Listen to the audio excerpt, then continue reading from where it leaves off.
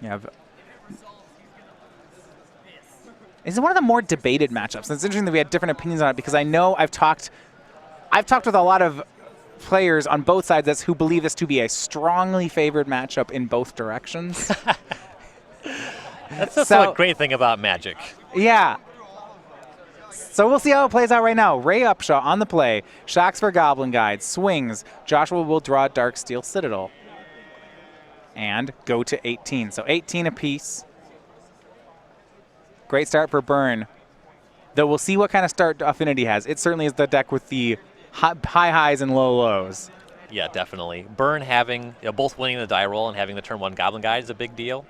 Inkmoth Nexus, Mox Opal, Welding Jar, Ornithopter.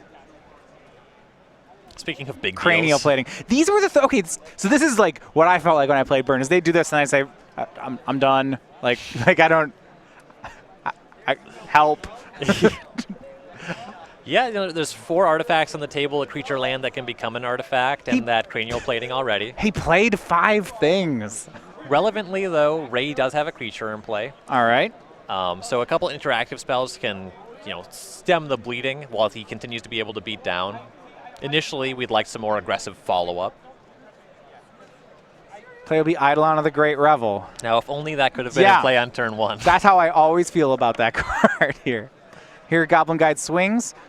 It will show Vault Scourge on top of the deck for Joshua Dickerson. There's the combo. Vault Scourge, Welding Jar. Vault Scourge, Welding Jar, cranial plating. Yeah, I'm terrified from the Burn side. I don't.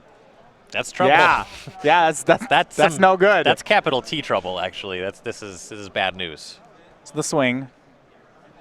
Joshua Dickerson at 16. So 16 apiece will pass back to Dickerson. Draws the Vault Scourge. He has Vault Scourge, Etched Champion. I believe a bunch of lands to go with. We know he has at least a Darksteel Citadel, so he'll play that for the turn. I'm interested to see which of the 2 creatures he goes for. Both are pretty good with the cranial plating on them, in all honesty. Yeah, I think that given that the Welding Jar is already in play, I would have gone for the Vault Scourge, though I can't fault anybody for playing Champion here. Yeah. He'll play Etched Champion.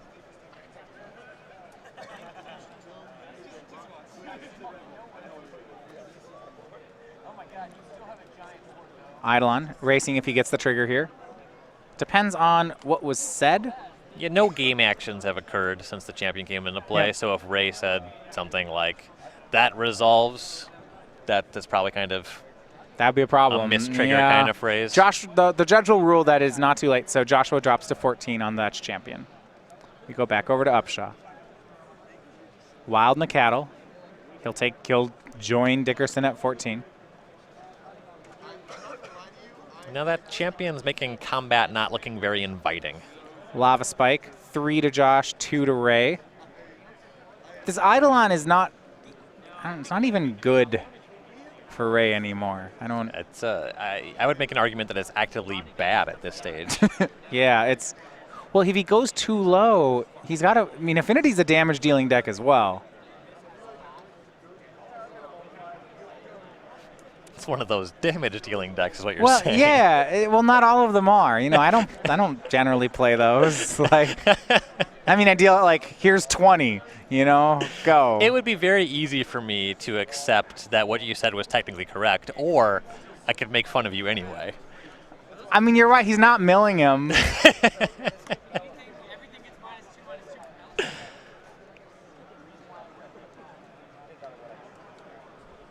Ray's going to go ahead and suicide in here. Welding Jar on top for Dickerson. In case you're wondering whether or not that Vault Scourge would die, no, it won't.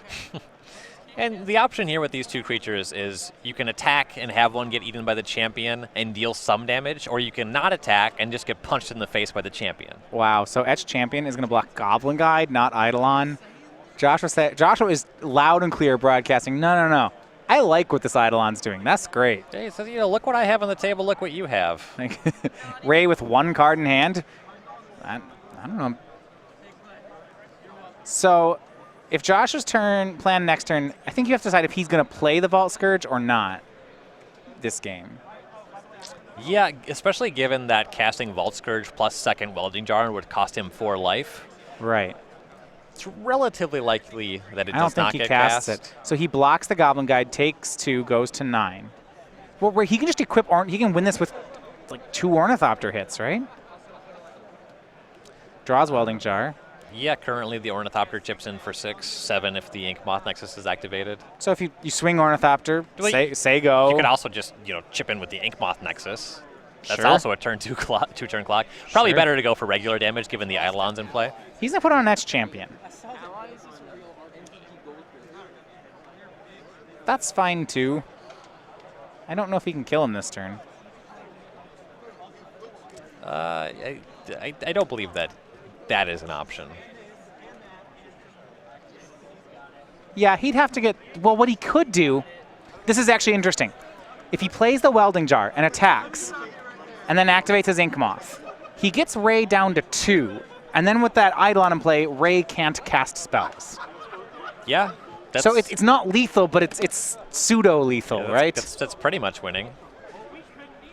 It's what they call a deterministic victory. Yeah, it's like if you want to shut off all your opponent's outs, how about you make it so that he can't cast any more cards this game? The cards on the table can't kill you before yours kill them, and they can't commit any more cards. Yeah, I like this strategy. Yeah, this is good. So 1, 2, 3, 4, 5, 6, 7 artifacts in play. He swings. This will put Ray down to 3, unless Joshua activates that Ink Moth, in which case it puts Ray down to 2. And that's what he'll do, activate Ink Moth. And, yeah, attack with it, too. Yeah, whatever. What else is it doing? So Ray goes to 1 poison and, more importantly, 2 life. Well, see, so the poison is both a moral victory and a demoralizing element. I could have killed you this way, too. With Ray at 2 and that Eidolon, he can't cast spells. He can't do anything. Well, if he were to, say, cast a 4-mana spell, of which there are none in his Just deck, gotta stoke the flames him. you could be like a Gore Clan Rampager. He could play land and evoke 2 Gold Clan, that and Blood Rush 2 Gore Clan Rampagers. Yeah, there you go. That would win. He doesn't have that in his deck. No. Here's a swing. Joshua will chump the Wildling Cattle. Yeah, this is another whatever play. Could block or could not Oh, block. regen it. All right. Fancy. He'll take 2, go to 7. Josh doing a great job of pretending that they're still playing Magic. Well, they're just, I mean, there aren't cards that are outs. Nope. He's got to play around maybe, yeah, I guess you'd want to play around Gore Clan there. I mean, why not? If there were something that could happen, in what universe is sacrificing the Welding Jar there going to be a positive play? Swing, and that as champion is going to win game 1 for Joshua Dickerson. I like the attack with the Ornithopter. Big fan of that. So game 1 goes over to Affinity here in the matchup. Dickerson one win away from day 2. We'll go ahead and look at the sideboards. Let's start on Ray Upshaw's side. And he's got a pretty good sideboard, as Burn normally has. 2 copies of Anger of the Gods, 2 copies of Core Firewalker, a full play set of Destructive Revelry, 3 Path to Exile, 2 Deflecting Palm, and 2 Grafdigger's Cage. A lot to like here. Yeah, 4 Destructive Revelry, no question. Imagine all of these are coming in. Probably some Path to Exile as well to deal with some of these robots. And then I'm curious to see if we'll see some Deflecting Palms. Yeah, I'm curious. So it sounds good. The Destructive Revelries are great. Path to Exiles are their only answer against Master of Ethereums. Yep. However, once you see Etched Champion, it usually means there are not Master of Ethereums. It's an either or. Sometimes there's a split, but you can expect, if you've seen any Etched Champions, there's probably not 4 Masters anyway. You think you just need some number of paths to hedge nonetheless? I don't even generally like having this number of Path to Exiles on my burn sideboard. I imagine that some of them come in just against most creature matchups if you have them, though. That's just the plan that's going to be adopted here. All right. On Josh Dickerson's side, he's got 2 Dismember, a Tomb of the Spirit Dragon, 2 Grafdigger's Cage, a Girapur Aether Grid, 2 Ancient Grudges, a Ray of Revelation, 2 Stubborn Denial, another Etched Champion, that would make it the 4th in his deck, a Whip Flare, and 2 Thoughtseize. The Etch Champion, I like. The Whip Flare, I think I like that one quite a bit as well. And then the Tomb of the Spirit Dragon. I'm a really big fan of this card. I actually played this in the sideboard of the blue-red artifact deck in Standard. Yeah, so this is interesting. What it taps, and you gain a life for each colorless creature you control. Oh, it doesn't just tap. Tap. You No, have to pay. You have to pay mana. some Yeah. mana for an effect that powerful. But 2 and tap, gain 1 life 2 for every and tap. every Woo. colorless creature you control. 1 activation of that actually is pretty good against burn. Yeah. If you ever get to do it. It is significant. Players are going to get ready for the second game, Affinity versus Burn. We're going to take a second to talk to you about Star City Game Night. So as we move toward the end of June, this means this is your last week if you want to get a copy of Otter Spell. It's, of course, your favorite sea creature countering a spell there. You see 2 fingers for his 2-mana counter spell based off the art there. These are the exclusive tokens and pins that you can win by playing in a participating store near you, which does Star City Games Game Night. These are given away for any weekly tournament at a store. These are prizes that are given. And it changes every month. So we get lots of cute things. So in June, it was the Otter Spell. Coming up in July, if we turn the page on the calendar, it'll be the Snipcaster Mage. So once again, on the theme of things, water creatures that are also magic cards, this is going to be the 2-1 that sees so much play in Modern. And with that, if you sign up now, we can get you signed up in time for the August promotion. So it's not Snipcaster Mage, but it is on the theme of creatures that are eternal playable. It's the young Burromancer. So just that little guy. He's go ahead, 1-1 there, dressing much like his Pyromancer friend. Yeah, young Pyromancer is actually seeing a ton of legacy play right now. You know, the 2 most popular decks are pretty inarguably Miracles and Grixis Delver at the top of the standings. Yeah, so you can get this, sign up or find a game night near you at starcitygames.com/game-night. Players getting ready for game number 2 here. For Joshua Dickerson, the player from Lebanon, Indiana, 28 years old. He has 3 Open Series top 8s and got his first Open Series win at the beginning of Season 2. Right now trying to make really a push in Season 2. He's very close to breaking through. An avid gamer, big on video games, TCGs, and tabletops, and a tennis player as well. Yeah, it looks like he's got a lot of reach. Not really surprised to hear that he's a tennis player. Both players keeping on 7. Ray on the play. Had the Goblin Guide turn 1 on the play, but was quickly outclassed by Joshua's quick start. Yeah, Josh only played 5 cards on the first turn. I think that's why I was saying, as Burn, I didn't like the matchup. Maybe it's not that it's super unfavorable. But it's that happens, and when it happens, it feels like it's so terrible. Yes. When they play 4 or more things on the first turn, you lose. And it's not like you can play your way out of it. You watch them play all these cards, your heart sinks a bit, and you said, I'm gonna lose this one. Yeah, I get that. On the play, they make, turn 1, Vault Scourge, turn 2, Plating Equip, and you're just like, this is dumb. It was dumb, he gained 7. I guess I shouldn't have played the Goblin Guide. I don't know.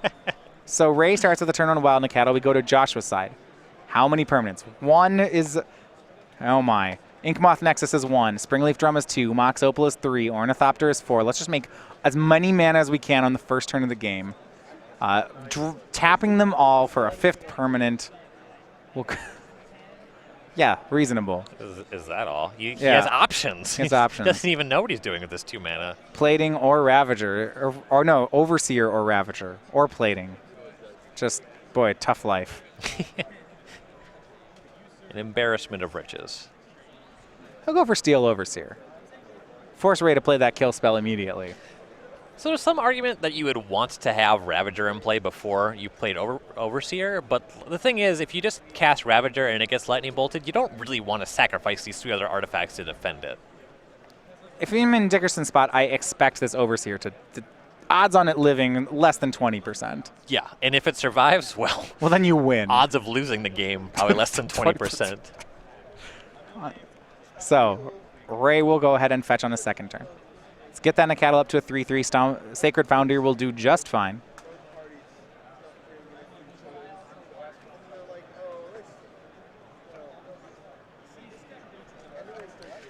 Destructive Revelry would be pretty good here. See it. Searing Blazes, Searing Bloods, Destructive Revelries. These are the kind of cards that he wants to be casting in this matchup. Even like a Swift Spear Lightning Bolt, Goblin Guide Lightning Bolt. All right, swing. We'll see if Joshua blocks. He does not. Goes to 17. Yep, no surprise there with the no blocks. You got to try it, though. Maybe he blocks. Yeah. Stranger things have happened.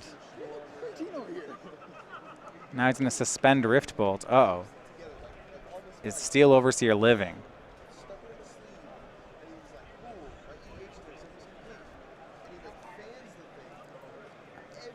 This Oh, looks no. so Oh, no. geez. Josh was untapping. And now things... Welding Jar is the play. How's that for a top deck? Yeah, also Stubborn Denial in Joshua's hand. Well then. Arcbound Ravager, Yeah, I imagine will be the play this turn. Steel Overseer is not going to die for the rest of the game now. Or if so, it'll because Joshua allows it. It'll take a few things. Arcbound Ravager is the play. Remaining cards in Dickerson's hand are Cranial Plating and Stubborn Denial. I like just activating the Overseer now. Yeah, the question will be whether or not he wants to activate his Ink Moth to put a counter on that too. Yeah, given that currently the Springleaf Drum is the mana for the Stubborn Denial, I like that he's not doing that. Magic player is Shane Ballard. You have a pretty good idea that there's not going to be two things killing the Overseer this turn, but you don't have to take that chance. And that counter on the Ink Moth Nexus is very unlikely to matter. Ornithopter swings for 1. And passes to Ray, goes to 13. Remember, Ray actually did 6 damage to himself off the lands. So Riftbolt will come off suspend. He's going to... And this is the hard part, right? Do you even bother sending it at Steel Overseer anymore? Or just think this is... go. This is where I feel the burn. Where does this Riftbolt go? I mean, It it seems very unlikely that he'll be able to win an attrition game. If that's the only thing he's doing, that tells me that he does not have a way to kill the Overseer with cards in hand. Yeah. So it seems like upstairs is the direction for this Riftbolt. I agree. Goes to 14. But if you're on the burn side, you don't feel confident about this line either. No, it's your best line, Yeah. but it's likely not a winning line. Okay, so yeah, he'll play. He'll play to hope if he doesn't die next turn, he can do 14 over 2. Yeah. It's hard, but it's possible.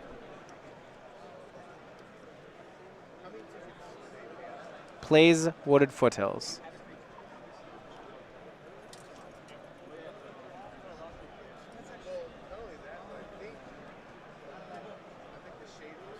Swing Dwell in the Cattle.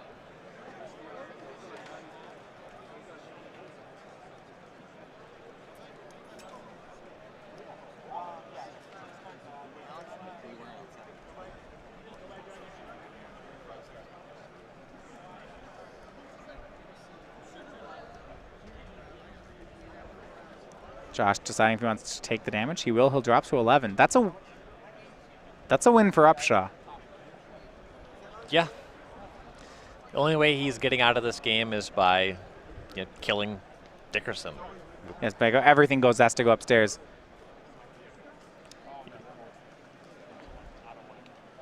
There still, as we know, a Cranial Plating hiding in Dickerson's hand. Yeah, I'm trying to figure out whether or not or what small thing Joshua needs to actually have lethal on this turn. Because right now, the Ink Moth Nexus is available. Sure. He has the Stubborn Denial in his hand and the Welding Jar in play.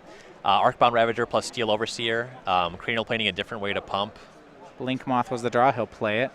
So you're trying to make a 10-10 Ink Moth with Stubborn Denial backup? Yeah. So the Overseer can make the Ravager a 3. Then you have 3 easy sacrifices, so that gets to 6, and you can pump it. If you have enough mana for the plating plus doing this. You do, because you can get counters on it. It's pretty easy to get that Ink Moth up to speed with a Steel Overseer. And he peeled the land for that as well. He's going to go for regular damage, though. Ink Moth was tapped to cast Cranial Plating, and now Plating will be equipped to Ornithopter. This is also fine. There's no reason that he has to win the game this turn. But if it is possible with these backup tools, I think you just should go for it. Yeah, well, he always can instead use the Stubborn Denial to counter a possible lethal burn spell. Yeah. And just play it that way. Over 2 turns, I think it's easy for Dickerson to win. Yeah. I don't think that there are a lot of ways to lose this game. Like, the way he loses this game is by being completely reckless. It just looked like he had enough tools to confidently go all in if it was an option this turn. Yeah, he'd be worried about Revelry plus Path to Exile if he all-in, right? There's 3 lands on Upshaw's side. Yeah, so the Revelry, you would go for the Welding Jar, and then you would have the Stubborn Denial for the Path to Exile. Okay. Yeah. You wouldn't get to kill him, but you wouldn't lose.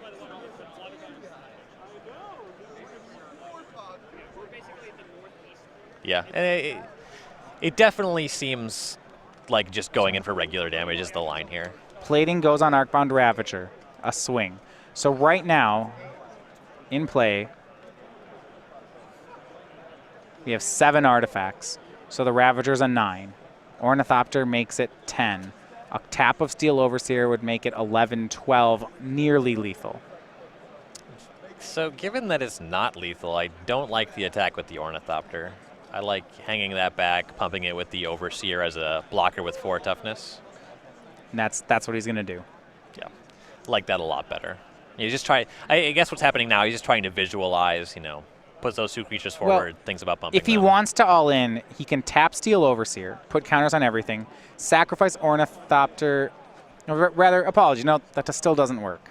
Yeah, Cranial Plating, Arcbound Ravager is really hard to get ahead with these things happening. Yeah.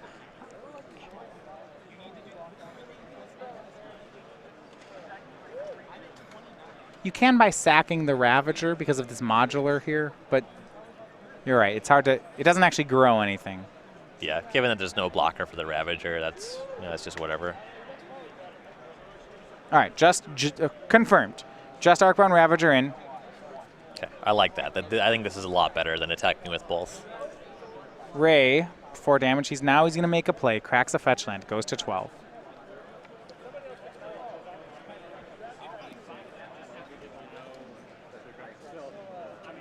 It's a 9-2 Arcbound Ravager, but it's basically a 10-3. Yes. Could become that at any point. Ray will get a basic mountain. Joshua's remaining card in hand is a copy of Stubborn Denial.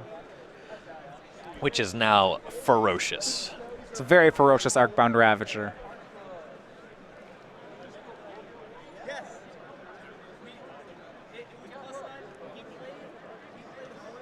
One red mana.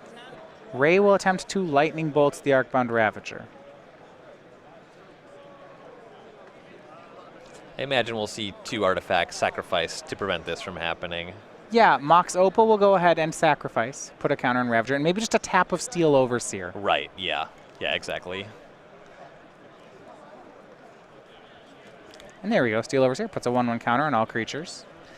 Yeah, there's really no other artifacts that are kind of free to sacrifice, so the activation on the Overseer is better here.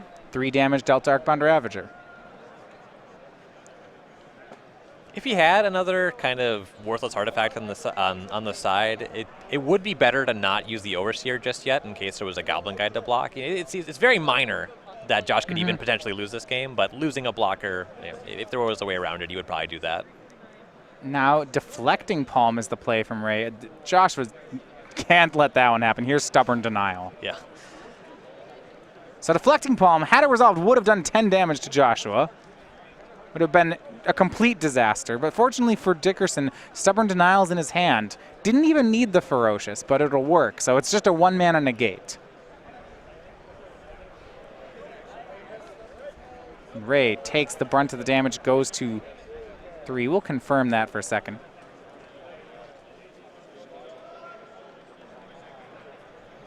And I can't think of a specific set of cards that would win Ray the game on this turn that would make sense with the way this game has been played to this point.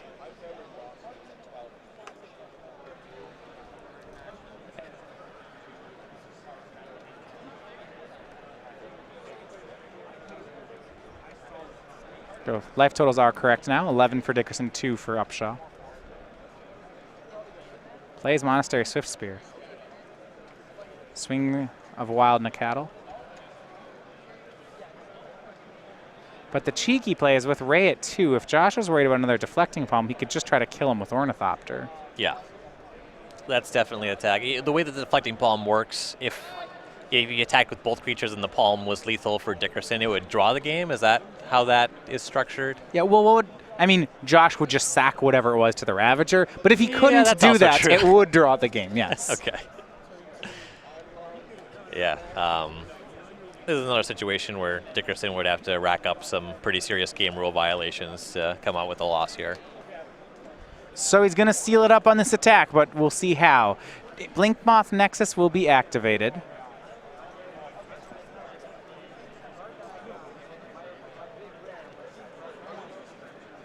Swings with everything.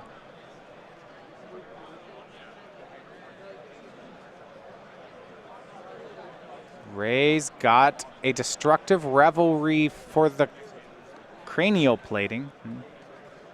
Darkbound Ravager will eat the cranial plating. Ray tapped out, no cards, 2 life. That's going to be game. And it looks like match for Josh Dickerson. And there you have it, 7-1. So if Joshua Dickerson, 11th in the Player of the Year race, he gets another day 2 here in Dallas. So I think I know why we disagreed on the way who's favored in this match. This is what I always remember it being like. My Affinity opponents don't do that. They do the whole like turn 1 drum go, and then you're like, yeah. all right. Those were Mox Opal is a pretty messed up Magic card. Yeah.